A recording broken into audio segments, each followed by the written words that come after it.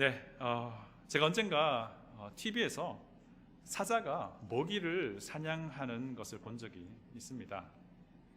사자는 우리가 알기로 육식동물 중에서도 굉장히 상위 포식자라고 알고 있습니다. 그리고 가장 힘이 센 동물 중에 하나라고 알고 있고요. 그래서 동물의 왕이라고 우리가 하잖아요.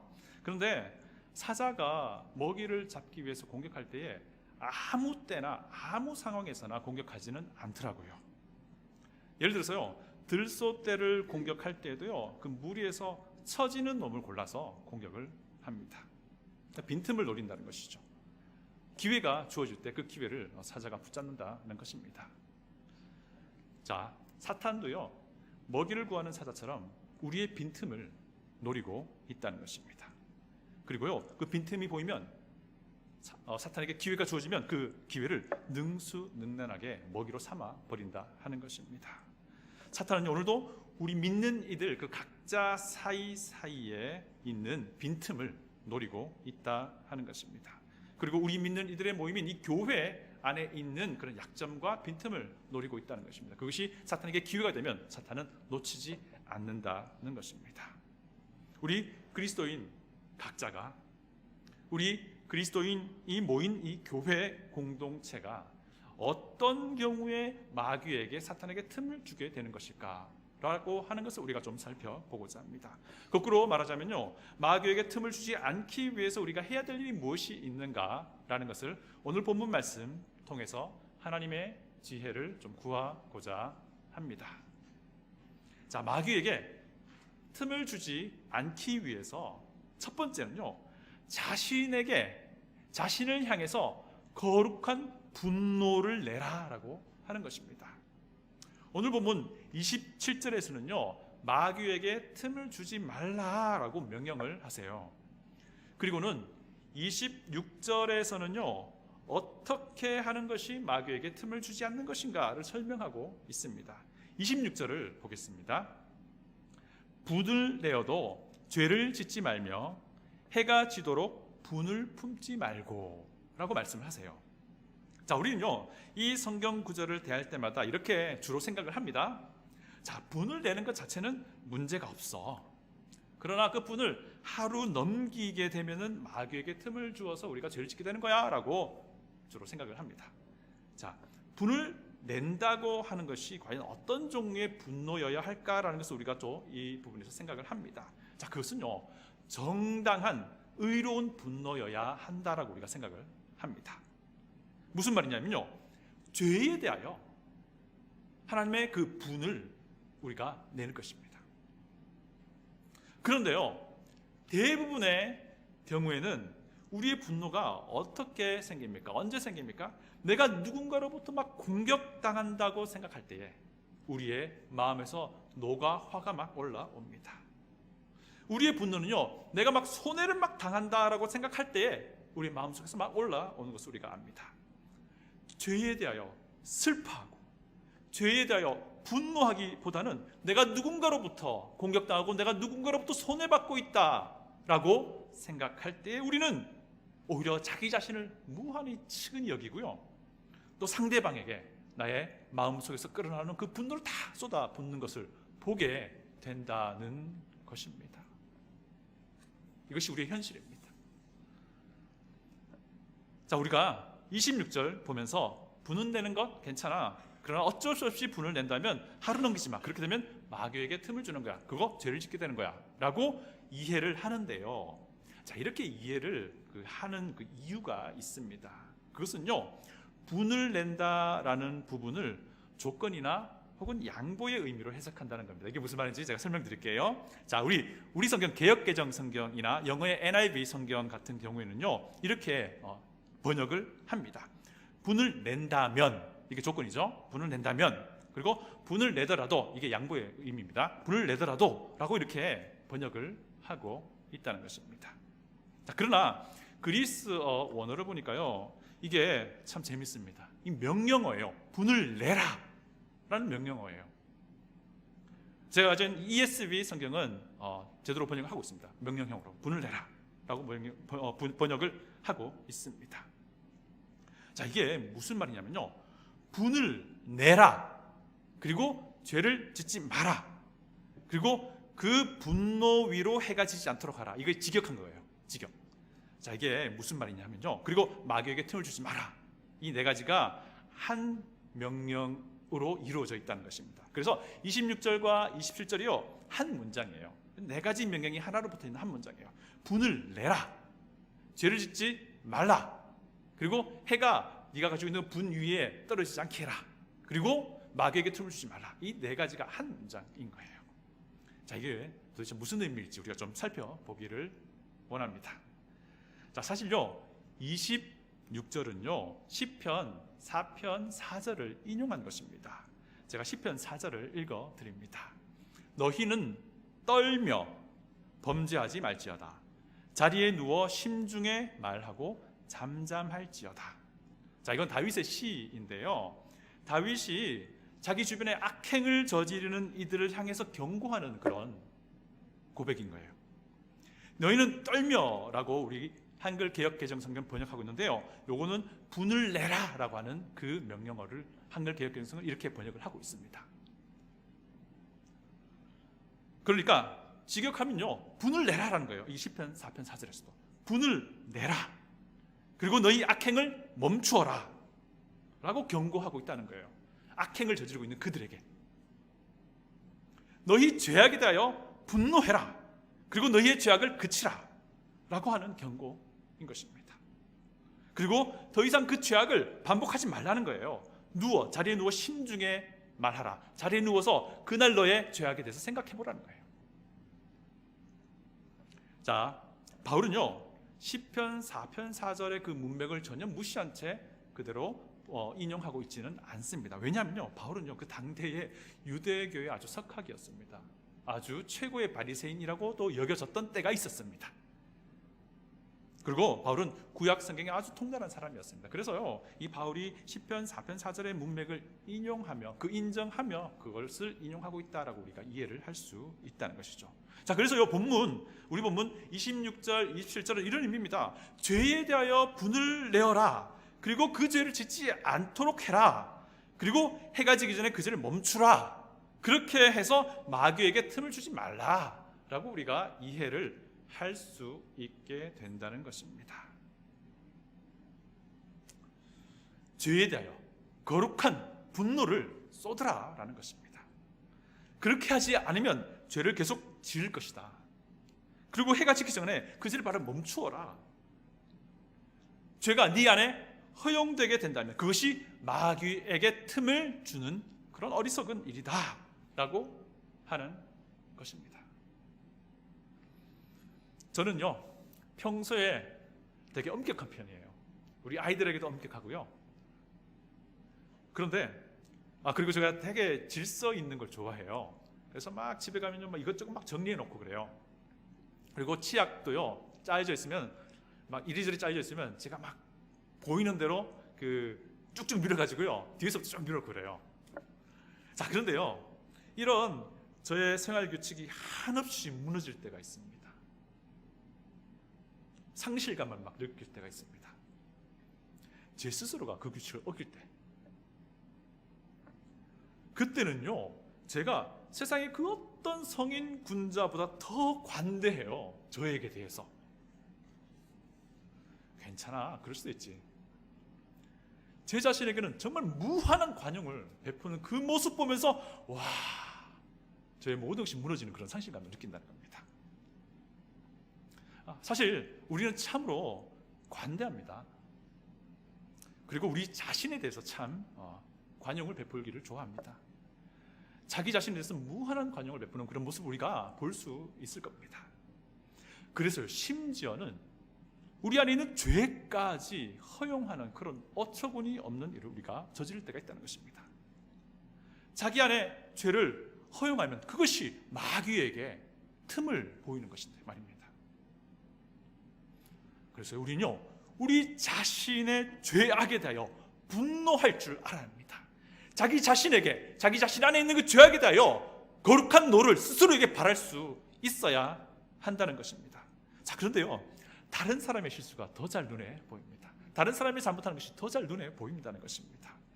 그러나 다른 사람의 죄악에 대하여 분노하기 전에 먼저 자기 자신 안에 있는 죄악에 대하여 거룩한 분노를 발할 수 있는 그러한 마음이 우리에게 필요하지 않나 생각해 본다는 것입니다.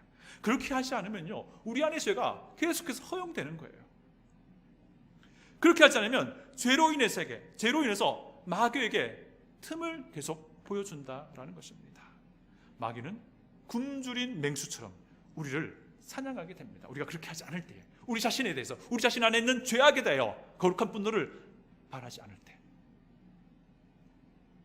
우리는 그래서 언제라도 쓰러지게 된다는 겁니다.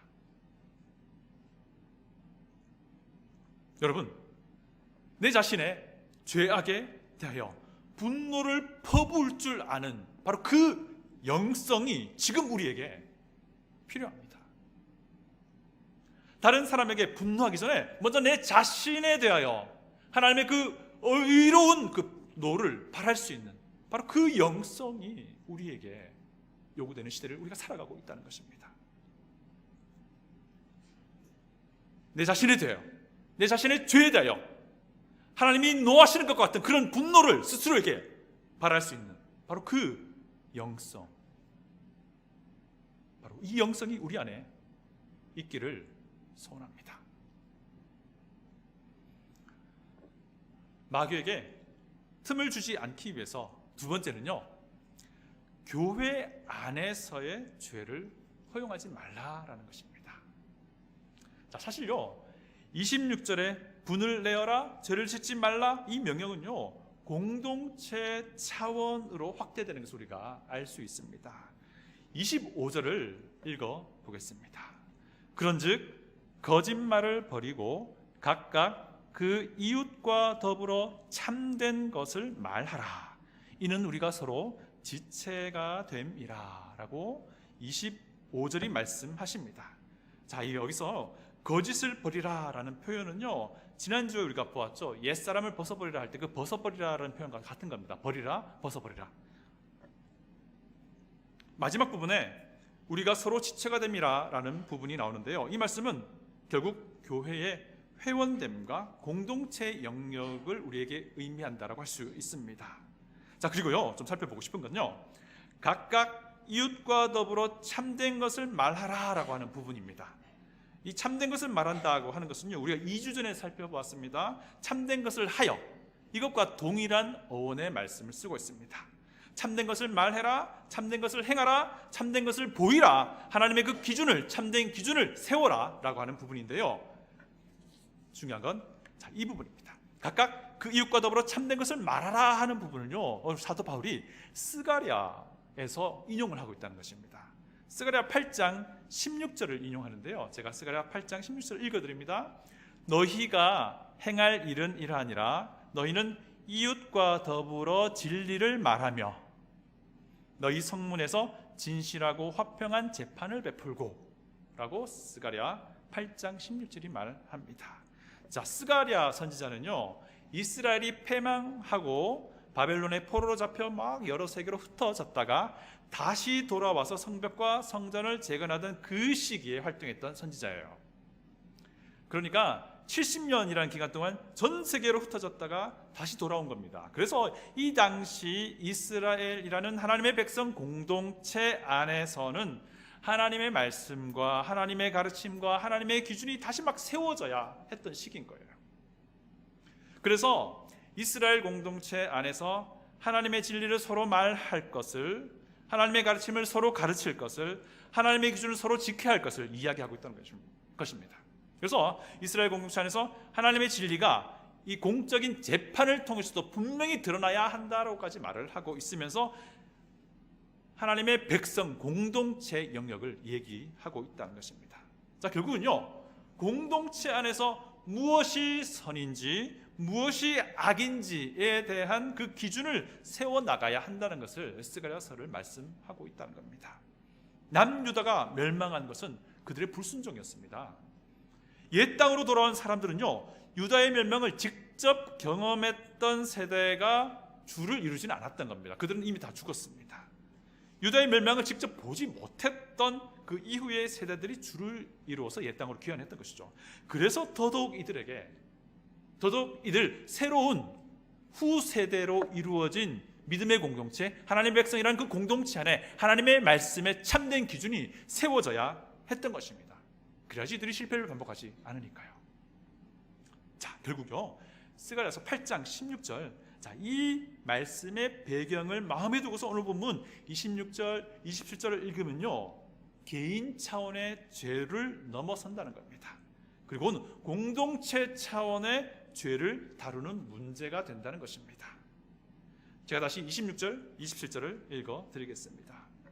분을 내어도 죄를 짓지 말며 해가 지도록 분을 품지 말고 마귀에게 틈을 주지 말라. 자, 공동체 내에 죄악에 대하여 분을 내어라 라고 하는 겁니다.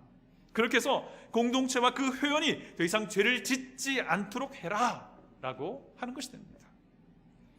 교회 안에서 일어나는 죄를 방관하게 된다면요, 교회 안에서 일어나는 죄를 그냥 그대로 방치하게 된다면 그것이 바로 하나님의 믿음의 공동체 안에 있는 틈을 마귀에게 주게 된다라는 것입니다. 교회 안에서 일어나는 죄에 대하여 거룩한 분노를 가지라라는 것입니다. 그렇게 함으로 교회 안에 죄가 더 이상 허용되지 않도록 하라는 것입니다. 그렇게 함으로 교회 안에 죄가 더 이상 방치되지 않도록 하라라는 그런 명령입니다. 그런 어이없는 상황까지 이르지 아니하도록 교회 안에 있는 죄악들에 대하여 하나님의 그 거룩한 분노를 발하라 하는 것입니다. 서로가 교회의 회원의 죄가 드러나는데도 불구하고요, 교회 가족이 이에 대하여 침묵하는 것 그 자체가 마귀에게 틈을 주게 되는 것이라는 겁니다. 교회 안에 명백하게 죄가 드러났다면 이에 대하여 슬퍼하지 않는다? 있을 수 없는 일이라는 겁니다. 교회 안에 명백한 죄가 드러났는데 이에 대하여 하나님의 기준이 무엇인지 세우지 않는 것, 그것이 바로 마귀에게 틈을 주는 것이라는 겁니다. 그것에 대하여 하나님의 그 거룩한 분노를 바라지 않는 것, 그것이 바로 마귀에게 틈을 주어서 우리 잡아먹으세요 라고 말하는 것과 똑같다는 겁니다. 28절부터 32절 마지막 부분 보시면요, 이제 우리가 무엇에 대하여 분노해야 될지에 대해서 말씀해 줍니다. 28절입니다. 도둑질하는 자는 다시 도둑질하지 말고 돌이켜 가난한 자에게 구제할 수 있도록 자기 손으로 수고하여 선한 일을 하라. 아마도 에베소 교회 성도 중에는 과거에 도둑이었던 사람도 있었던 것 같습니다. 자, 이들에게 다시는 앞으로 도둑질하지 말라고 명령하는 겁니다. 오히려 스스로 일을 하라고 합니다.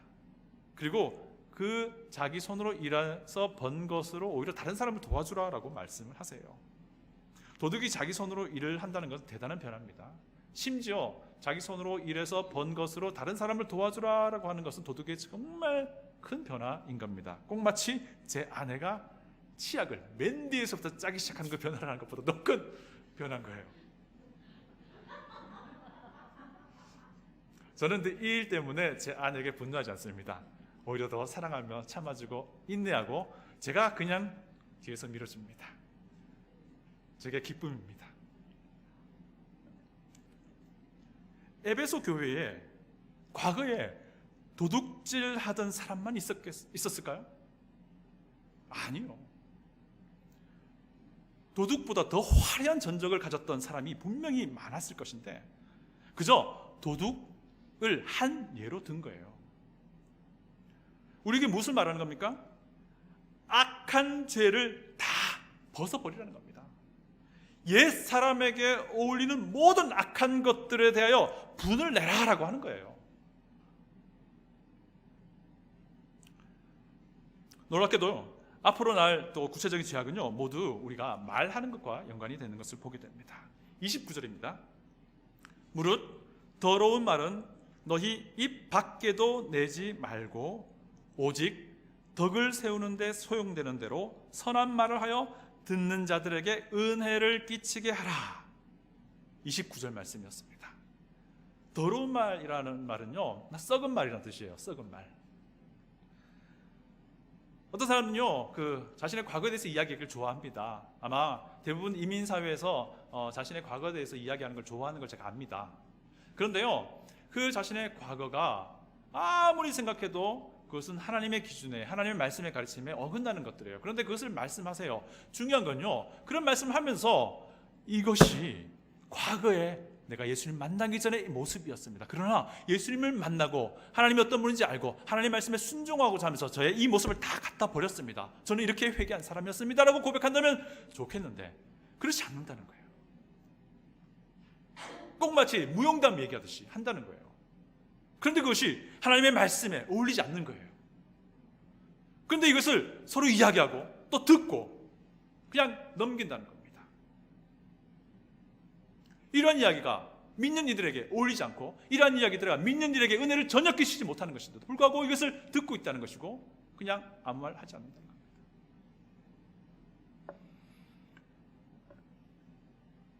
은혜를 주지 못하는 말 더 이상 우리가 하지 말아야 할 것입니다. 누군가가 그런 말을 만약에 한다면요, 그것은 성도에게 합당하지 않다라고 우리가 이야기해 줄 수 있어야 합니다.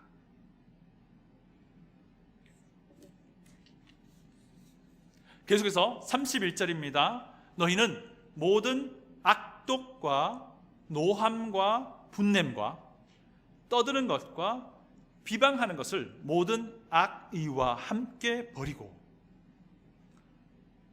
악독, 이 악한 마음인 거죠. 이 악한 마음이 우리의 말을 통해서 드러나게 되어 있습니다. 우리의 악한 말이 우리의 악함을 드러냅니다. 또 그 다음 노함과 분냄인데요, 여기서 노함과 분냄은요, 우리가 앞에서 보았던 그 거룩한 분노를 바라라, 분을 내라 하고 그것과는 또 다른 겁니다. 서두에 제가 언급했던 것처럼요, 자기 자신이 손해를 본다고 생각할 때, 자기 자신이 공격받는다고 생각했을 때 그때에 퍼붓게 되는 그런 노입니다. 자, 이것은요 사람을 죽이는 거예요. 이런 분노 역시 우리의 입술을 통해서, 우리의 혀를 통해서 나오게 됩니다. 그리고 떠드는 것이라는 말이 나오죠. 이건 소란을 피우는 겁니다. 소란을 피우는 것, 그것을 얘기합니다. 그리고 비방하는 것 역시 우리가 버려야 할 죄악입니다. 다른 사람을요 비방하는 것, 그것은요 다 같이 죽자는 소리예요. 너 죽고 나 죽자 하는 거예요. 비방하는 말로 사람을 죽이는 겁니다. 비방하는 말하는 그 사람을 죽이는 것이고요, 그 비방하는 말을 듣는 사람을 죽이는 것이고요, 그 비방의 대상이 되는 사람을 죽이는 겁니다. 어떨 때는요 그냥 싫어서, 그냥 미워서 막 비방을 합니다. 심지어는 근거가 없을 때도 있어요. 우리가 정말 우리의 혀를 조심해야 됩니다. 우리의 말을 조심해야 됩니다. 우리의 말을 통해서 하나님의 은혜가 전달되어야 합니다. 우리의 말을 통해서 하나님의 사랑이 전달되어야 하고요, 우리의 말을 통해서 하나님의 구원이 전달되어야 합니다. 우리의 말을 통해서, 우리의 입술을 통해서 하나님을 찬양하는 그 아름다운 언어들이 나와야 한다는 것입니다. 교회 공동체 차원에서 죄악의 문제가 다루어져야 함을 우리에게 보여줍니다. 이것이 교회 안에서 존재하는 죄악에 대하여 거룩한 분노를 내는 것입니다. 그렇게 함으로 죄를 짓지 않도록 서로가 알게 된다는 것입니다. 그렇게 함으로써 교회 가족 안에 하나님의 진리와 하나님의 기준이 세워진다는 것입니다. 우리 안에 이런 하나님의 진리가 세워지기 원합니다.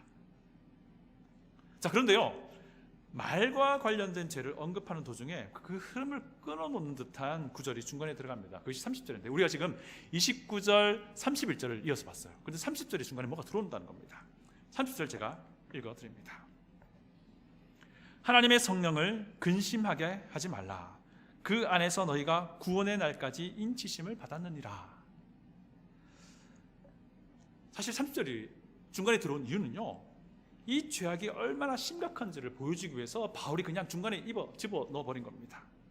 더러운 말을 하는 것이 성령 하나님을 근심하게 하는 죄악이라는 겁니다. 자, 30절은요 이사야서 63장 10절을 또 인용한 겁니다. 이사야서 63장 10절을 제가 읽어드립니다. 그들이 반역하여 주의 성령을 근심하게 하였으므로 그가 돌이켜 그들의 대적이 되사 친히 그들을 치셨더니.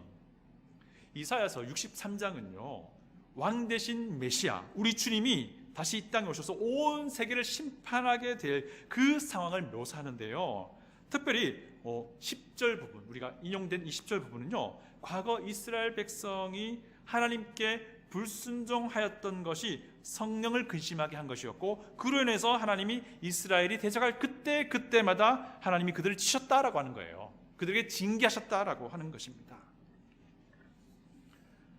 자, 바울 사도는요 말과 관련된, 우리의 언어와 관련된 그런 죄악을 언급하다가 그 내용을 끝내지도 않고 중간에 이 30절을 추가한 겁니다. 근데 바울이 인용하면서 이사야 말씀과 좀 다르게 한 부분이 뒷부분에 나오는데요, 성령 하나님께서 우리가 구원 얻었을 때 우리 안에 계시면서 우리의 구원을 영원히 보증한다라고 하는 부분을 바울이 추가한 겁니다. 자, 이 말이 무엇이냐면요, 비록 그의 영혼은 하나님께서 끝까지 지키셔서 구원하실지 모르나 그의 삶 가운데, 그 가운데 죄악이 있을 때 하나님은 그때마다 그를 징계하신다, 그들을 징벌하신다라는 뜻이에요. 얼마나 마음이 급했으면 바울이 그 이야기 하다가 중간에 이 말을 한 것이냐 하는 겁니다.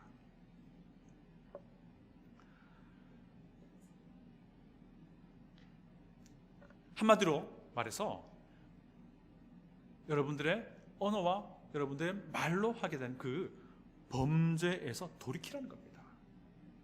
그런 범죄들이 계속 이어질 때에 하나님은 그때마다 징계하실 거다 하는 겁니다. 훈계하실 거다 하는 겁니다. 너희들의 영혼은, 여러분들의 영혼은 끝까지 하나님의 구원의 손안에 있다 하더라도 성령님의 인치심으로 인해서, 그러나 그때마다 그 일들에 대해서 하나님이 징계하실 거다라고 하는 겁니다. 공동체 안에서 이러한 죄들이 허용되지 않도록 하라는 겁니다. 마귀에게 틈을 주지 않기 위해서 세 번째, 우리는 하나님이 그리스도 안에서 우리를 용서한 것과 같은 용서가 실행되도록 해야 합니다. 32절입니다. 서로 친절하게 하며 불쌍히 여기며 서로 용서하기를 하나님이 그리스도 안에서 너희를 용서하심과 같이 하라. 하나님이 그리스도 안에서 우리를 용서한 것을 기억하라라는 것입니다. 그리고 그것과 똑같은 용서가 교회 안에서도 실행되도록 하라는 것입니다. 자, 우리가 이것을요 기억한다면요 정말 두 가지 큰 교훈을 배울 수 있습니다. 첫 번째는요, 하나님이 우리를 용서하실 때 그 엄청난 대가를 치르셨다는 겁니다. 하나님이 우리를 용서하실 때는요 우리 입장에서는 대가를 치른 것이 없습니다. 그러나 우리가 반드시 기억해야 할 것은요, 하나님 측면에서는 너무나도 큰 대가를 치르셨다는 겁니다.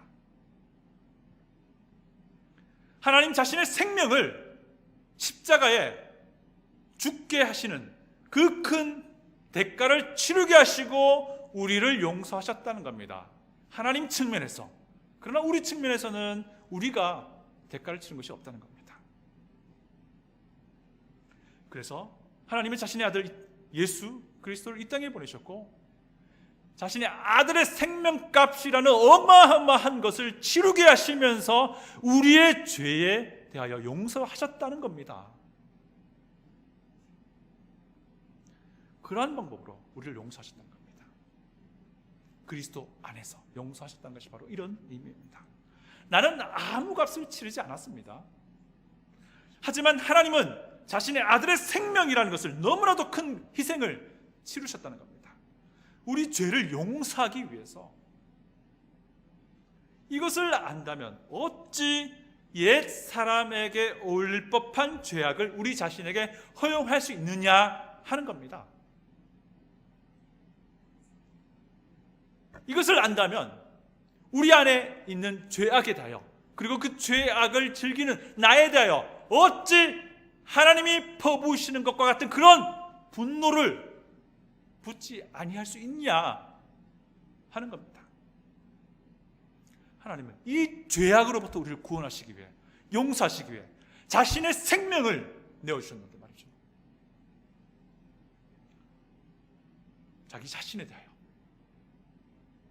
분노할 줄 아는 그런 영성이 우리에게 필요합니다. 교회 가족 안에 죄악이 허용되고 있다라고 하는 것이 우리에게 부끄러움이어야 됩니다. 그것을 부끄럽게 여길 줄 아는 그런 영성이 지금 우리 교회에, 우리 자신에게 필요하다는 것입니다. 하나님은 그런 죄악들로부터 우리를 용서하셨다는 것입니다. 그 죄악들로부터 우리를 용서하시기 위해 하나님의 생명을 내어주셨다라는 것입니다. 하나님의 생명과 비교할 것이 이 세상에 무엇이 있겠습니까? 그런데 그런 죄를 내 자신 안에, 우리 교회 안에 허용하게 한다는 것은 성도의 삶에는 어울리지 않는다라는 것입니다. 그리스도라는 옷을 입고 있는 자들에게는 어울리지 않는다라는 것입니다. 또 어떤 유익을 얻을 수 있습니까? 두 번째, 하나님이 우리를 용서하실 때요, 우리에게 요구하신 것은 있습니다. 회개를 요구하셨어요. 하나님이 그리스도 안에서 우리를 용서하실 때 우리는 아무것도 우리의 죄값으로 우리가 치르면서 희생한 것은 없습니다. 그러나 하나님이 대신 값을 치르셨죠. 그래서 하나님의 아들 예수 그리스도를 생명을 십자가에서 죽게 하신 겁니다. 그러나 유일하게 우리에게 요구하신 것이 있습니다. 그것이 바로 회개와 믿음이라고 하는 것입니다. 이 회개와 믿음은 사실 하나의 측면이라고 할 수 있는데요, 무엇이냐면요, 우리가 하나님 앞에서 죄인임을 알고 인정해야 한다는 것입니다. 이것을 인정한다면 마땅히 거룩하신 하나님 앞에 죄를 용서해달라고 죄 용서를 구하게 된다는 것입니다. 이것이 바로 회개의 마음입니다. 마음이 변화되는 것, 그것이 바로 회개인데요, 이것이 바로 회개하는 자들의 마음인 것입니다. 자기가 무슨 죄인인지 알고 그 죄에 대해 용서를 구하고자 하는 그런 마음, 바로 그것입니다.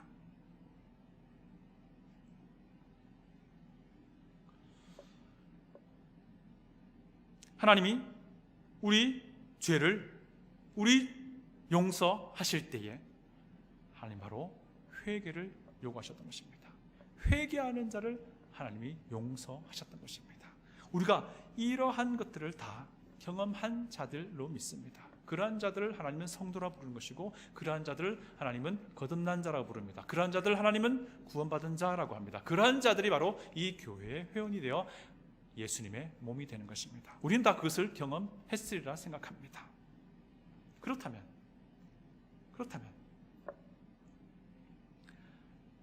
이것이 하나님의 용서의 원리인데, 죄를 범한 자가 자신의 죄에 대하여 용서를 구하고자 하는 마음이 없다면 용서가 이루어지지 않는다는 겁니다. 이것이 하나님의 용서의 원리예요. 이것이 하나님이 우리를 그리스도 안에서 용서하신 방법입니다. 우리를 우리의 죄악으로부터 용서하시기 위해 자신의 생명값을 치르셨다는 겁니다. 그래서 우리의 삶 가운데 죄가 허용되도록 하는 것, 죄가 방치되도록 하는 것, 그것은 어울리지 않는 일이라는 것입니다. 우리 교회 가운데 죄가 방치되도록 하는 것, 우리 교회 가운데 죄가 허용되도록 놔두는 것, 그것이 우리에게 합당치 않다는 것입니다. 우리 하나님은요, 이 죄악으로부터 우리를 건지시고 용서하시기 위해 자신의 생명을 내어주신 놀라운 희생을 치르셨다는 겁니다. 교회 안에 죄가 방치되고 있는 것, 내 안에 죄가 방치되고 있는 것에 대하여 슬퍼할 수 있어야 되고, 거기에 대해서 거룩한 노를 바랄 수 있어야 한다는 겁니다. 그런 영성이 우리에게 있기를 원합니다. 하나님은 회개하며 용서를 구하는 죄인들을 예수님을 믿는 믿음 안에서 용서해 주시고 구원해 주셨습니다. 우리가 다 이런 구원의 은혜를 입은 자입니다. 교회 안에서 죄를 범한 사람이 있다면요, 용서를 구하는 그런 아름다운 모습이 있기를 원합니다. 자신의 죄를 인정하고 용서를 구할 줄 아는 그 사람이 진짜 용기 있는 사람입니다. 그렇게 될 때에 하나님이 그리스도 안에서 우리를 용서하신 그 방법대로 용서가 우리 교회 안에서 실행되는 것입니다. 반드시 기억하기 원합니다. 나는 제 용서를 위해서 아무것도 희생한 것이 없습니다. 그러나 하나님께서는 엄청난 것을 값을 치르시고 우리를 용서하셨습니다. 그 죄의 용서를 안다면 우리가 어찌 내 안에 있는 죄를, 우리 교회 공동체 안에 있는 죄를 그냥 방치하고 허용할 수 있습니까? 그것들에 대하여 거룩한 분노를 낼 줄 아는 그 영성을 우리가 가지길 바랍니다. 혹 우리 안에 죄 지은 자가 있다면 그 죄에 대하여 용서를 구할 수 있길 바랍니다. 서로 자신의 죄에 대하여 서로 용서를 구할 수 있는 그런 아름다운 모습이, 용기 있는 모습이 우리 가운데 있기를 원합니다. 이것이 바로 하나님의 법칙에 따른, 하나님의 원리에 따른 용서입니다. 그것이 우리 가운데 풍성하게 있기를 소원합니다. 그래서 우리 자신도 우리 교회도 마귀에게 틈을 주지 않는 정말 지혜로운 생수교회가 되기를 간절히 소원합니다. 다 같이 기도하겠습니다.